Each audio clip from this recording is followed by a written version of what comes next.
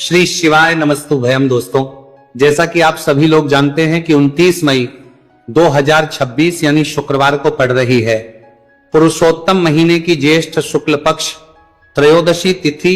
और दोस्तों, यह वह तिथि है जो पुरुषोत्तम मास में पड़ने वाली सबसे बड़ी तिथि है, क्योंकि यह शुक्रवार के दिन पड़ रही है और इसका बहुत ही बड़ा और विशेष महत्व होता है।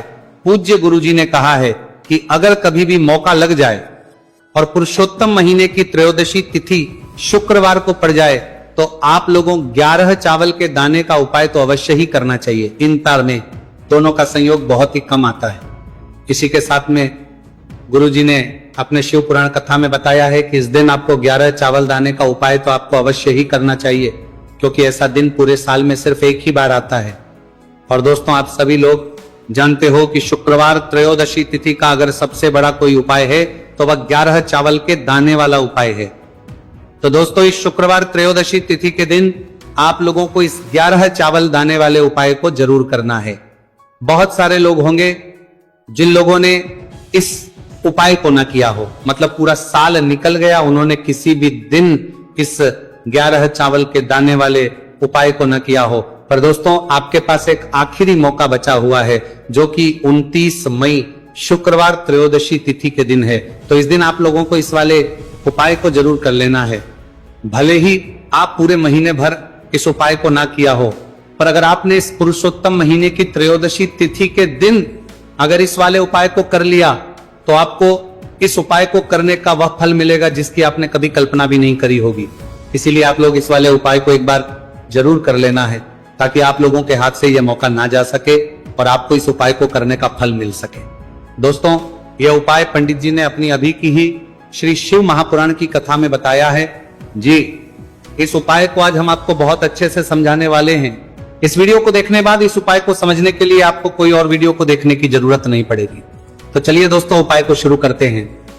देखिए, ये इस पुरुषोत्तम महीने के शुक्रवार त्रयोदशी तिथि के दिन ये इतना खास होता है, इतना महत्वपूर्ण होता है। देखा गया है कभी कभी बड़े बड़े पूजा पाठ अनुष्ठान से जो मनोकामना पूर्ण नहीं होते, वह पुरुषोत्तम महीने के शुक्रवार त्रयोदशी तिथि के दिन एक छोटे से उपाय करने से ही आपकी मनोकामना पूर्ण हो जाती है। और बहुत सारे लोग इस उपाय को किया भी है और उनको इस उपाय को करने का फल भी जरूर मिला है। अगर आप लोग भी इस उपाय को करना चाहते हैं तो आप इस उपाय को पहले अच्छे से समझ लेना, सुन लेना, उसके बाद करना, आपको इस उपाय का फल जरूर मिलेगा। और इस उपाय को कर लेने से आपके घर में चाहे किसी भी प्रकार की दुहक और समस्या क्यों ना चल रही हो, आपको उसका कारण भी नहीं पता है कि भाई ये समस्या किसका कारण से चल रही है, उसका भी कुछ कारण हो सकता है, जैसे पितृदोष हो सकता है या किसी भी तरह का मंगल दोष भी हो सकता है। तो इस दिन आप लोगों को ये वाला उपाय कर लेना है। ये एक ऐसा उपाय है जिस उपाय को अगर किसी विशेष दिन पर किया जाए तो भाई उस विशेष दिन का जो है वह तो हमें मिलता ही मिलता है, पर हमने उस दिन पर इस उपाय को किया है तो हमें उससे भी बड़ा फल मिलता है, और फल बहुत जल्दी मिलता है, क्योंकि आप इस उपाय को बहुत ही बड़े और विशेष पर कर रहे हो। तो चलिए अब उपाय के बारे में बात करते हैं, लेकिन उससे पहले आप लोगों को यह जानना आवश्यक है कि आखिर ये उपाय किस समय करना है, किसको करना है और कैसे करना है। तो चलिए हम आगे आपको वीडियो में एक एक करके बता देते हैं। लेकिन उससे पहले अगर आप लोग हमारे चैनल पर पहली बार आए हैं या फिर मेरी आवाज आज पहली बार सुन रहे हैं तो हमारे चैनल को सब्सक्राइब जरूर कर लेना, और इस वीडियो को करके कमेंट बॉक्स में श्री शिवाय नमस्तुभयम ओम नमः शिवाय जरूर टाइप कर देना।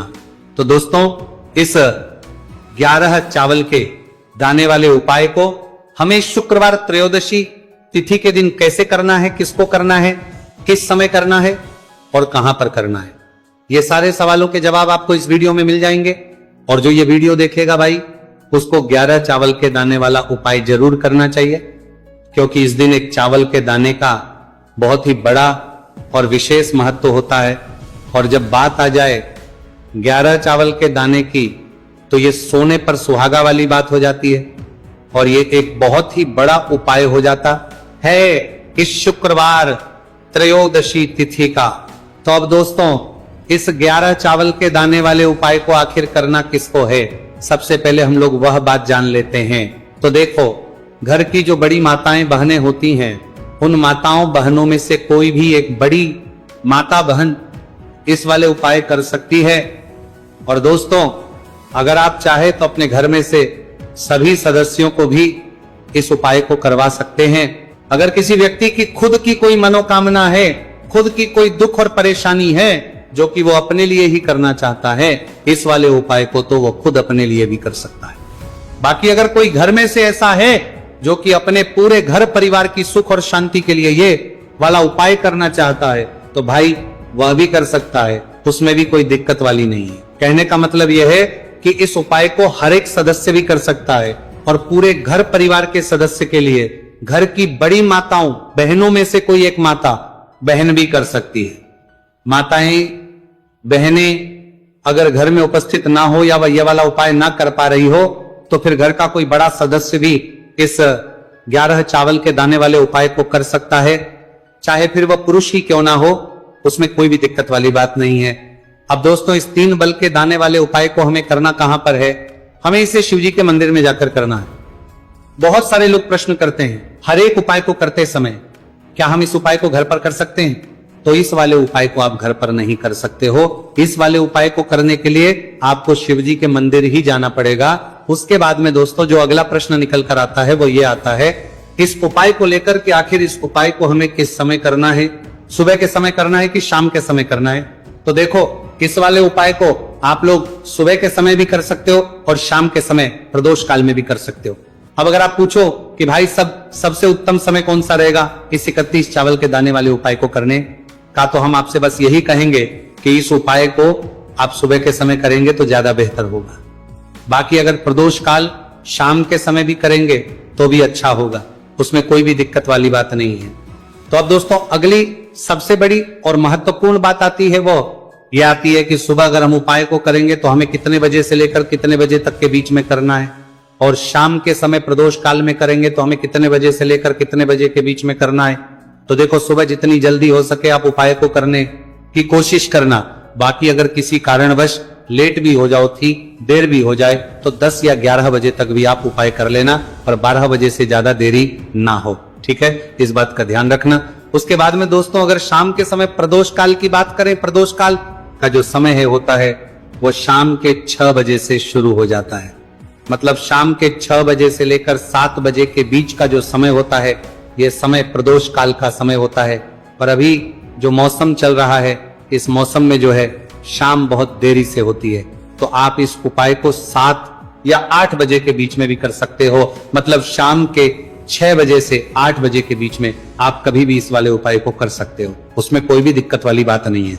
अब दोस्तों यहां पर इस उपाय को लेकर एक और सबसे बड़ी बात यह निकल कर आती है कि इस 11 चावल के दानों को हमें लेना कहां से होता है, और हमें इस उपाय को करने के साथ में क्या और कुछ भी सामग्री ऐसी होती है जो शिवजी के मंदिर लेकर जानी पड़ रही थी।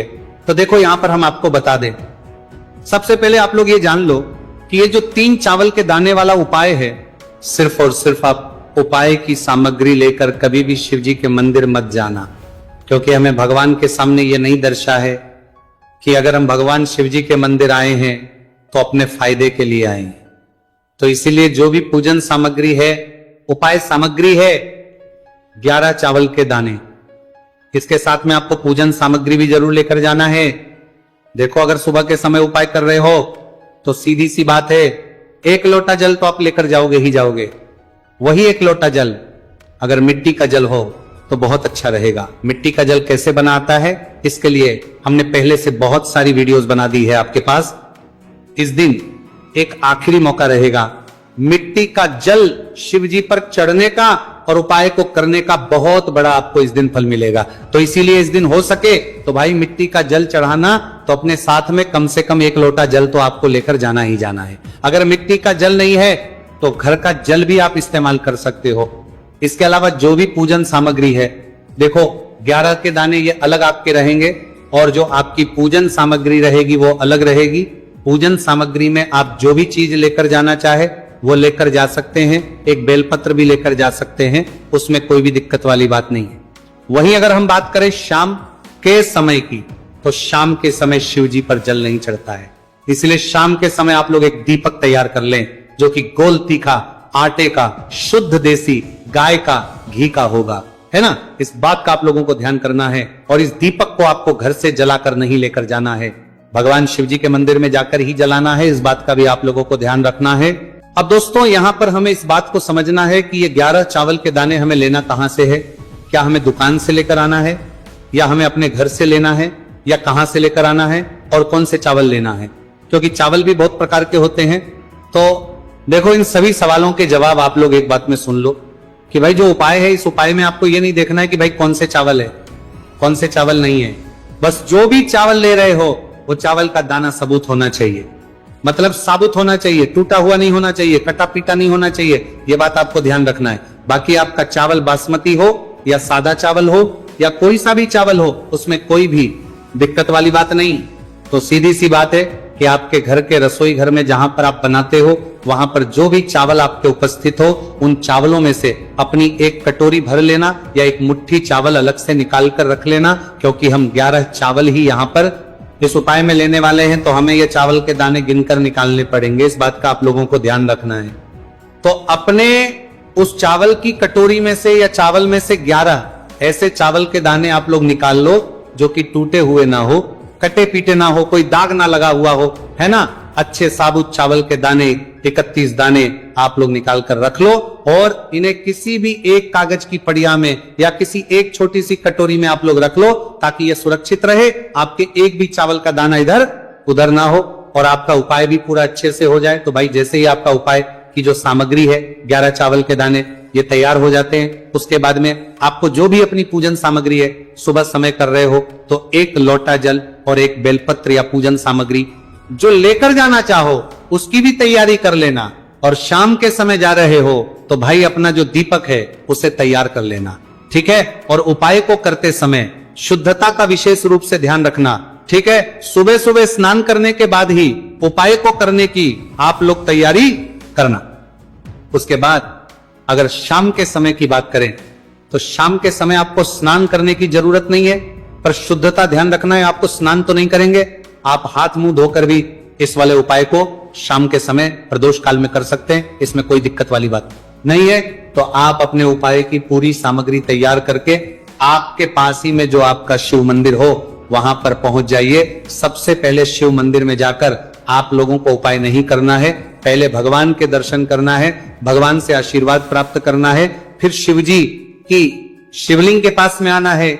शिवलिंग के पास में आने के बाद जो पूजन सामग्री लेकर आए हुए हैं, जैसे कि सुबह गए हुए होंगे तो एक लोटा जल और जो भी पूजन सामग्री लेकर आए हैं आप उनसे भगवान शिव जी की पूजन कीजिए। सबसे पहले तो एक लोटा जल ही चढ़ेगा, फिर आपको एक बेलपत्र श्री शिवाय नमस्तु भयम का जाप करते हुए शिवलिंग पर चढ़ा देना है। उसके बाद में आपकी पूजन सामग्री चढ़ेगी। उसके बाद में अगर दोस्तों शाम के समय अगर आप इस उपाय को कर रहे हो तो अपने साथ कम से कम एक जो दीपक है गोलबाती का जो आप अपने साथ में लेकर गए हो, उस दीपक को मंदिर में जाकर अपनी माचिस से जलाना है और उस दीपक को शिवलिंग के पास में रखना है, ठीक है। इस दीपक को रखने के बाद ही आप लोगों को अपना ये वाला उपाय शुरू करना है।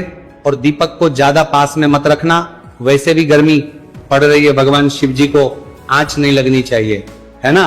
तो भाई जैसे ही आपकी पूजा अर्चना हो जाती है, आप भगवान शिव जी को प्रसन्न कर लेते हैं, उसके बाद शिवलिंग के पास ही में आप कहीं पर बैठ जाइए सामने, या आसपास जिस जगह पर आपको बैठना हो वहां पर बैठ जाइए और अपने वो 11 चावल के दाने अपने सामने निकाल कर रख लीजिए, क्योंकि अब यहां पर उपाय को यहां पर करने की आपको तैयारी करना है। और इस तरीके से जब आप उपाय करेंगे, पूजन सामग्री करने के बाद, पूजन अर्चना करने के बाद, तो आपको उपाय का फल बहुत जल्दी और बहुत होकर मिलेगा। तो अपने चावल के अपने सामने निकाल कर रख लेना। और ये जो उपाय है ये आपकी सीधे हाथ की हथेली से होगा, इसलिए इस बात का भी विशेष रूप से ध्यान रखना है। तो सीधे हाथ की हथेली का प्रयोग करके ही आप लोग अपना इस वाले उपाय को करना। अपने सामने जो भी आपके कागज की पुड़िया है उसको खोल कर रख लो, या कटोरी है तो भाई उसे अपने सामने रख लो और अपने वो 11 चावल के दाने निकाल लो, ठीक है। उसके बाद में दोस्तों अब आपको क्या करना है कि शिवलिंग आपके सामने होगी, तो आपने वो 11 चावल के दाने एक एक करके जहां पर आपने बेलपत्र चढ़ाए हैं, आपको शिव जी के शिवलिंग के ऊपर चढ़ाना है। कहां पर चढ़ाना है? शिवलिंग के ऊपर चढ़ाना है। और कहीं पर भी नहीं चढ़ाना है आपको अपने हथेली से, तो शिवलिंग के ऊपर चढ़ाना है, भले ही फिर वो अपने आप जलाधारी पर गिर जाए, ये मतलब वहीं पर गिर जाए, उसमें कोई दिक्कत वाली बात नहीं है, पर आप चढ़ाओ शिवलिंग के ऊपर तो आपको क्या करना है, अपना पहला चावल का दाना उठाना है, श्री शिवाय नमस्तु भयम बोलना है और शिवलिंग पर चढ़ देना है। इसी तरीके दूसरा, चावल का दाना उठा है, शिवलिंग पर चढ़ना है और मंत्र बोल देना है। और फिर तीसरा, चावल का दाना उठाना है, श्री शिवाय नमस्तु भयम बोलना है और चढ़ देना है। इसी प्रकार से आपको पूरे 11 चावल के दाने एक एक करके शिव जी के शिवलिंग के ऊपर चढ़ाना है और भगवान से प्रार्थना करते जाना है। मतलब प्रार्थना तो आपको आखिरी में करना है, पर हर एक चावल के दाने को चढ़ाते समय श्री शिवाय नमस्तु भयम जरूर बोलना है। उसके ही में ये चावल का दाना शिवलिंग के ऊपर आपको चढ़ाना है। जैसे ही आपके 11 चावल के दाने शिवलिंग के ऊपर चढ़ते हैं तो भाई उसके बाद में आपको क्या करना है, भगवान से अपनी मनोकामना बोलना है। मनोकामना भी कब बोलना है, जब आपका 11 चावल का दाना आपके सीधे हाथ की हथेली में हो और आप उसे चढ़ाने के लिए जा रहे हो। श्री शिवाय नमस्तु भयम बोलकर उस आखिरी चावल के दाने को शिवलिंग के ऊपर चढ़ा देना। भगवान से फिर अपनी वो मनोकामना बोल देना, जिस मनोकामना के लिए आप लोग अपना ये वाला उपाय कर रहे हो, जिस भी दुहक और परेशानी के लिए आप लोग अपना ये वाला उपाय कर रहे हो, उसके बाद में जैसे ही आप अपनी मनोकामना बोल देते हो, आपका ये वाला उपाय पूरा हो जाता है। और दोस्तों, उपाय को करने के बाद आप लोगों को 2 मिनट भगवान शिव जी के मंत्र का जाप जरूर करना है। और मंत्र का जाप करने के बाद भगवान से एक और बार करना है अपनी मनोकामना के लिए या अपनी जो भी दुख और परेशानी है उसके लिए। इसके बाद में आप लोग भगवान को देखकर, भगवान से प्रार्थना करके, उनसे आशीर्वाद लेकर वहां से उठ सकते हैं और अपने घर पर जा सकते हैं। बस दोस्तों, यहाँ पर ये वाला उपाय पूरा हो जाता है। इस तरीके से जो भी व्यक्ति छोटी छोटी चीज का ध्यान रखते हुए इस 11 चावल के दाने वाले उपाय को करेगा, निश्चित सी बात है उसे उसकी मनोकामना पूरी होगी और जो भी दुख और परेशानी है वह भी बहुत ही जल्दी दूर होंगे। तो दोस्तों, ये थे पूज्य गुरु जी द्वारा बताए गए कुछ बहुत ही खास उपाय। अगर आपको जानकारी अच्छी लगी हो तो वीडियो लाइक करिएगा। मिलते हैं फिर एक नए वीडियो के साथ। श्री शिवाय नमस्तु भयम मनोकामना बोल देते हो, आपका ये वाला उपाय पूरा हो जाता है।